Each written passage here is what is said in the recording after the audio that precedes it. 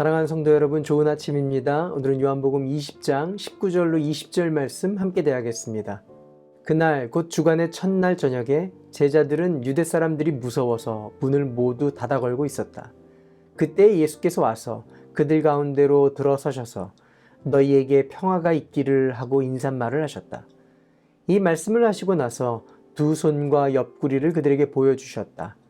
제자들은 주님을 보고 기뻐하였다. 요한복음에서는 예수님이 부활하신 후에 막달라 마리아에게 보이시고 제자들을 찾아가 나타나십니다. 두려워 떨며 문을 걸어 잠그고 있는 제자들에게 부활하신 몸을 보여주신 것입니다. 우리가 지금은 다 알 수는 없지만 그러나 분명한 것은 부활하신 몸을 제자들에게 보여주셨다는 것입니다. 그리고 그들에게 가장 먼저 하신 말씀은 너희에게 평강이 있을지어다 라고 말씀하신 것입니다. 그들이 여전히 두려워하고 믿지 못하고 있자 예수님은 못 박혔던 손과 창자국 난 옆구리를 보여주셨습니다. 그러자 그들이 비로소 두려움이 떠나고 기뻐하기 시작했습니다. 그때 예수님이 또다시 말씀하십니다. 평강이 있을지어다.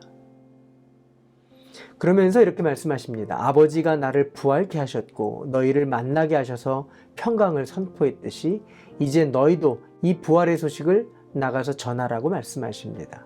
그러면서 성령을 받으라 라고 말씀하셨습니다. 이들에게 이렇게 말씀하신 것은 구원의 사명, 죄사함의 사명을 허락하신 것입니다. 누구의 죄든 용서해 주면 죄가 사함받을 것이다. 오늘 본문에서 두 가지 은혜를 발견합니다. 첫 번째는 주님이 부활하신 후의 첫 마디가 평화를 누리라는 말씀이셨다라는 겁니다.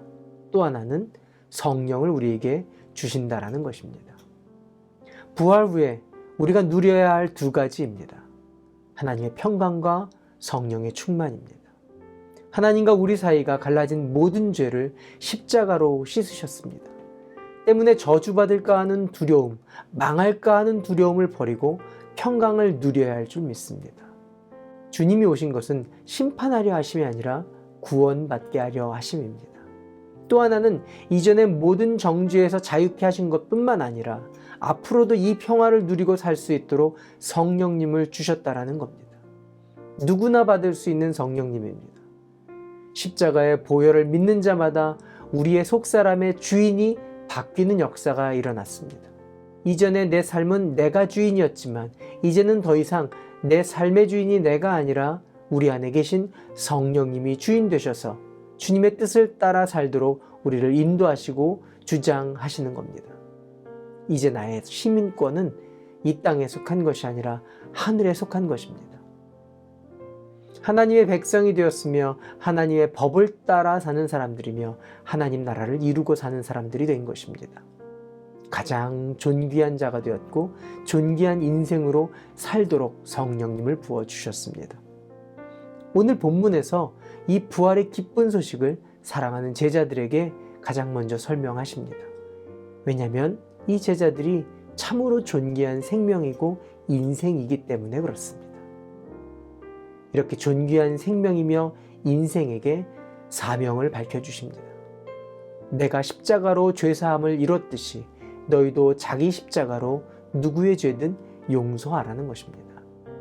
이 땅의 죄의 권세를 끊는 것, 사단의 숨통을 끊는 것은 십자가로 나의 죄를 용서하신 것과 같이 예수님을 닮아가라는 것입니다. 베드로에게 말씀하신 것 같이 이 땅에서 용서하면 하늘에서도 용서할 것이고 이 땅에서 용서해 주지 않으면 하늘에서도 그대로 남는다라는 사명을 맡기신 겁니다. 이것이 복음의 핵심이고 교회의 사명이며 성도의 사명입니다. 저주를 끊고 절명을 끊는 길, 생명을 사랑하고 하나님 나라를 세우는 이 사명에 헌신하며 타협하지 않는 자기 십자가를 붙들고 생명의 부활을 이끄는 하나님의 사람들, 하나님의 백성 되시기를 바랍니다. 기도할까요? 좋으신 하나님, 나는 1만 달란트 탕감받은 자입니다.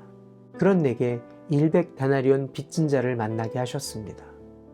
성령님의 감동을 외면하지 않게 하시며 주님의 뜻을 따라 헌신하게 하여 주시옵소서.